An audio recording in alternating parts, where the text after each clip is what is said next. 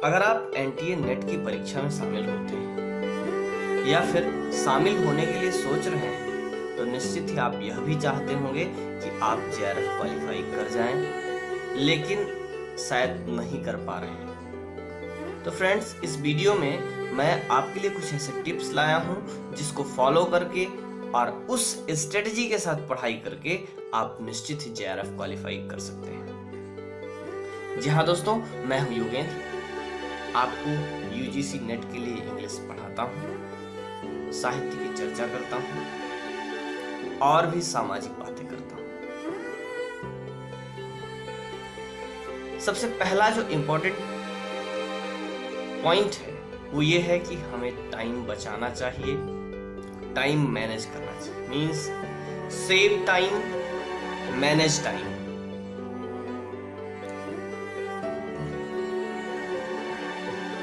आप इंग्लिश से या किसी भी विषय से अगर नेट की परीक्षा दे रहे हैं तो उसका सिलेबस पर्याप्त रूप से बड़ा होता है, तो निश्चित रूप से ही आपको उसके लिए पढ़ाई करने की भी ज्यादा आवश्यकता पड़ती है और उसके लिए आपको समय की जरूरत होती है। तो आप अपने समय का सदुपयोग करिए। ऐसे वो सारे काम जिनसे आपका समय नष्ट होता है उसे छोड़ करके आप अपनी पढ़ाई पर फोकस करिए, जिससे कि आपका सिलेबस एटलीस्ट आसानी से पूरा हो जाए, कुछ भी उसमें से छूटे नहीं। दूसरा सबसे मुख्य बात, stay away from social media. Social media sites जितनी भी हैं, including WhatsApp, including Facebook and TikTok, other,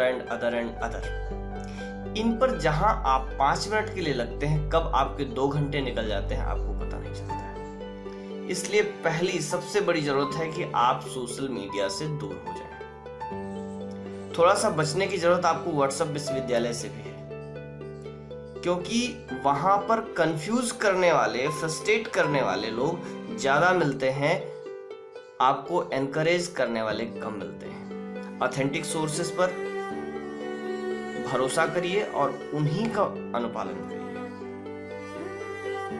WhatsApp या अदर सोशल मीडिया साइट्स का उतना ही उपयोग करिए जितना आपकी पढ़ाई के लिए उपयोगी हो। जैसे यूट्यूब का उपयोग आप एजुकेशनल वीडियोस के लिए कर सकते हैं, व्हाट्सएप का यूज सूचना प्राप्त करने के लिए कर सकते हैं। लेकिन मुझे जहां तक लगता है तमाम व्हाट्सएप ग्रुप जो बनाए गए, मैंने भी बनाए थे, सबके सब खत्म कर दिए, इसलिए क्योंकि मुझे लगा कि इसका कोई लाभ नहीं है। क्योंकि वहां पर ना तो उस ढंग से डिस्कशन हो सकता है और ना ही कोई लाभ की सामग्री बहुत मिल पाती है। कभी पता लगा 10 पीडीएफ भेज दिया, 20 पीडीएफ भेज दिया, 1 पीडीएफ भेज दिया। पीडीएफ पढ़ता कोई नहीं है, किताबें कोई नहीं पढ़ पा रहा, पीडीएफ कितना पढ़ेगा। तो सोशल मीडिया से आप दूरी में। दूसरा, do not work hard, work smart. आपको हार्ड वर्क करने की जरूरत नहीं है। आप गड्ढा नहीं खोद रहे हैं कि आप हार्ड वर्क करके, फावड़ा चला करके जल्दी से गड्ढा खोद लें, नहीं। वर्क स्मार्ट, आपको स्मार्ट वर्क करना है। आपको ये देखना है कि कैसे पढ़ें कि आप एग्जाम को क्वालिफाई करें। आपको ये देखना है कि कौन सा पार्ट आपके एग्जाम के लिए इंपॉर्टेंट है, कहां से क्वेश्चन पूछा जा रहा है, क्वेश्चन पूछने का तरीका क्या है। इन बातों पर जब आप फोकस करके पढ़ाई करेंगे तब निश्चित रूप से आप अपनी परीक्षा के प्रश्नों को हल कर पाएंगे और सफल होंगे। नहीं तो पता लगा परीक्षा में प्रश्न किसी और तरीके के पूछे जाते हैं, आप पढ़ कुछ और रहे हैं। आप पढ़ तो बहुत रहे हैं, मेहनत तो खूब कर रहे हैं, लेकिन आप अपनी परीक्षा के प्रश्नों को सॉल्व नहीं कर पा रहे। चौथी बात, do not avoid paper 1। Generally होता क्या है कि हम लोग पेपर 1 को अवॉइड कर देते हैं। नहीं, बिल्कुल भी नहीं। इसलिए क्योंकि पेपर 1 का जो सिलेबस है इतना सा है और सब्जेक्ट का सिलेबस इतना सा है, तो इतने से सिलेबस को आप थोड़ी सी पढ़ाई करके पूरा कर सकते हैं और 50 में से 40 से 45 क्वेश्चन सॉल्व कर सकते हैं, सही कर सकते हैं। लेकिन इतने से सिलेबस में इतना भी मेहनत करके आप 60% 70% क्लास नहीं कर सकते। इसलिए पेपर वन हमेशा आपके लिए बेनिफिशियल है। सिलेबस छोटा है और छोटे छोटे पार्ट्स में बटा है। आप सेट पैटर्न है क्वेश्चन का, आप पेपर वन को बिना अवॉइड किए पेपर वन पर मेहनत करके उसको फोकस करके आप बेहतर अंक स्कोर कर सकते हैं, जो आपको जेआरएफ में मदद करेगा। Next, follow holistic approach. Holistic approach हम किसको कहते हैं? मीन्स जो पढ़ें उसको पूरा पढ़ें। ये हम करने की कोशिश ना करें कि हम सब कुछ पढ़ लें, नहीं, सब कुछ नहीं पढ़ लें, लेकिन जितना पढ़े उसको पूरा पढ़ लें, ठीक ना। मतलब कोई एक टॉपिक अगर हमने पढ़ना शुरू किया है तो कोशिश ये हो कि उस टॉपिक से रिलेटेड सारी चीज पढ़ लें। या फिर कोई एक बुक, कोई एक नोट्स हमने पढ़ना शुरू किया है तो पहले उसको पूरा कर लें।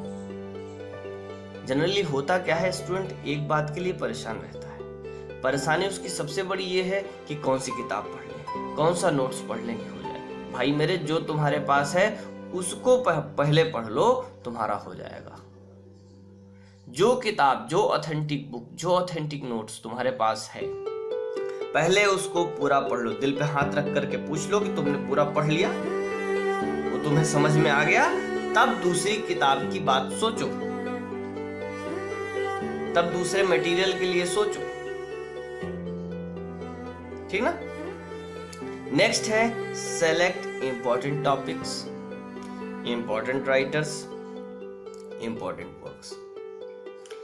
अभी इस बीच लॉकडाउन है, मैं घर में हूं, कोई काम नहीं, तो मैं पेपर उठा करके जो प्रीवियस ईयर पेपर्स हैं उनको उठा करके एक ही बात खोजता रहता हूं कि वो कौन से राइटर्स हैं जिनमें बार बार क्वेश्चन पूछा गया है। तो मुझे बहुत अमेजिंग फैक्ट्स मिले, ऐसे फैक्ट्स जैसे कि किसी एक पर्टिकुलर वर्क से, जैसे हम फॉर एग्जांपल ले लें लॉर्ड ऑफ द फ्लाइज। एक ही क्वेश्चन घुमा फिरा के करीब 5 बार पूछा गया है। क्वेश्चन क्या है, वहां जो कैरेक्टर्स हैं, राल्फ, पिगी एटसेट्रा एटसेट्रा, उन्हीं 4 से क्वेश्चन पूछा जा रहा है घुमा फिरा करके, ठीक ना। तो ऐसी चीजें हैं जो बार बार पूछी जा रही हैं, ऐसे राइटर हैं जो बार बार पूछे जा रहे हैं। जैसे विलियम शेक्सपियर के सॉनेट्स का जो राइम स्कीम है वो करीब 6 बार 5 बार पूछा गया है। स्पेंसर के सॉनेट का सीक्वेंस बार बार पूछा गया है।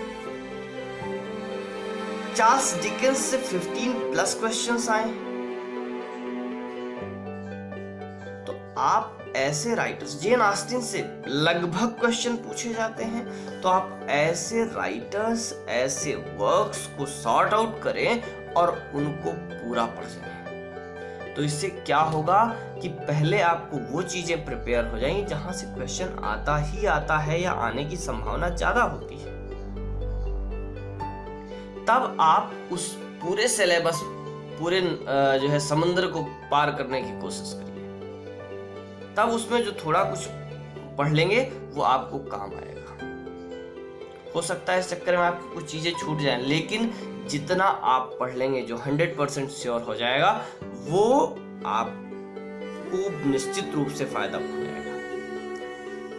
दूसरी चीज, मैं एक लिस्ट भी बना रहा हूं, आपको मैं समय समय पर बताऊंगा। अभी इससे पहले मैंने जो वीडियो बनाया था वो 10 नॉवेलिस्ट पर बनाया था। ऐसे ही मैं ड्रामा, पोएट्री, जो मोस्ट इम्पॉर्टेंट वर्क्स हैं, मोस्ट इम्पॉर्टेंट राइटर्स हैं, और उनमें क्या खास है, क्या पढ़ना है, किस प्रकार के क्वेश्चन पूछे जा रहे हैं, इस पर मैं डेटा कलेक्ट कर रहा हूँ, एनालाइज कर रहा हूँ। उस पर भी मैं आपको वीडियो बताऊंगा कि क्या आप पढ़िए, लेकिन अभी स्ट्रेटजी बता रहा हूँ कि कैसे पढ़िए। तो आप अपने स्तर से भी ये सेलेक्ट करिए। ना अपने स्तर से कर सकते हैं, आपका टीचर है, आप हमसे भी पूछ सकते हैं कमेंट करके, आप अपने टीचर से पूछ सकते हैं, आप खुद से भी सोच सकते हैं कि इससे बार बार क्वेश्चन पूछा जा रहा है, ये इंपॉर्टेंट, इसको पहले पढ़ना है, ठीक ना। तो पहले आप उस टॉपिक को सिलेक्ट करिए और उन टॉपिक्स को, सातवीं बात क्या है कि जो टॉपिक्स आपने सेलेक्ट किए इंपॉर्टेंट टॉपिक्स से उनको पहले पढ़ करके कंप्लीट करें।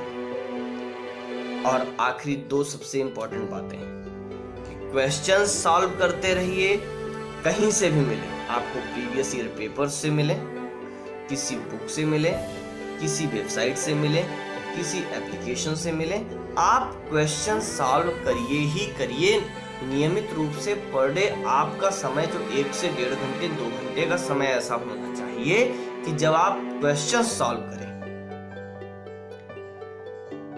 सेल्फ असेसमेंट बहुत जरूरी है। जब आप क्वेश्चन सॉल्व करेंगे तो आपका सेल्फ असेसमेंट होगा, आप ये जान पाएंगे कि हाँ कितना हमने प्रिपेयर कर लिया है। और उसके बाद जो अगली सबसे इंपॉर्टेंट बात है वो ये है कि डिस्कशन करिए। आप दोस्तों के साथ हैं, उससे डिस्कस करिए। आपका टीचर आपके साथ है तो बहुत अच्छा। शिक्षक के साथ डिस्कशन करके पढ़ने का एक अलग ही अंदाज है जो टीचर बता देता है। इसीलिए उपनिषद की महत्ता है, इसीलिए क्लास की महत्ता है कि जो टीचर क्लास में लेक्चर देता है, जो किसी क्वेश्चन के जवाब में देता है, वो बिल्कुल याद हो जाता है, उसको दोबारा से पढ़ने की जरूरत नहीं पड़ती। तो डिस्कशन जरूर करें। और सबसे आखिर में सेल्फ कॉन्फिडेंस रखिए, ठीक ना। किसी की बातों में मत आइए, अपने आप पर भरोसा रखिए कि आप जो कर रहे हैं, जो पढ़ रहे हैं, वो सही कर रहे हैं। बातें सिर्फ उन्हीं की मानिए जो आपसे बेटर है, जो आपके जैसे हैं या आपसे कम हैं, उनकी बातों पर भरोसा ना करिए, उनके बहकावे में मत आइए। किसी बात को पहले सोचिए कि क्या यह सही हो सकता है, अपने विवेक की कसौटी पे उसको कसिए, नहीं तो केवल ऑथेंटिक टीचर्स, ऑथेंटिक लोगों की बातों को समझिए। कोई बात कह रहा है उससे पहले खुद पूछ लो कि आप नेट हो, आप एलिजिबल हो, आपने पीएचडी की है, आप पीएचडी कर रहे हैं, आपने रिसर्च पेपर लिखा है, आपको पता है रिसर्च पेपर कैसे लिखा जाता है, आपको पता है थीसिस कैसे लिखी जाती है।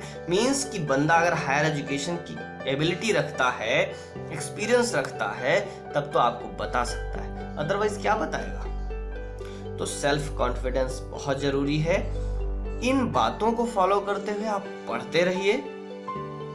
जहां पर समस्या आती है कमेंट में जरूर लिखिए। मेरी ये बातें, मेरी ये सलाह कैसी लगी मुझे कमेंट में जरूर बताइए। फिर मिलेंगे नए वीडियो के साथ, नए टॉपिक के साथ, कुछ इंपॉर्टेंट राइटर्स के साथ। तब तक के लिए नमस्कार।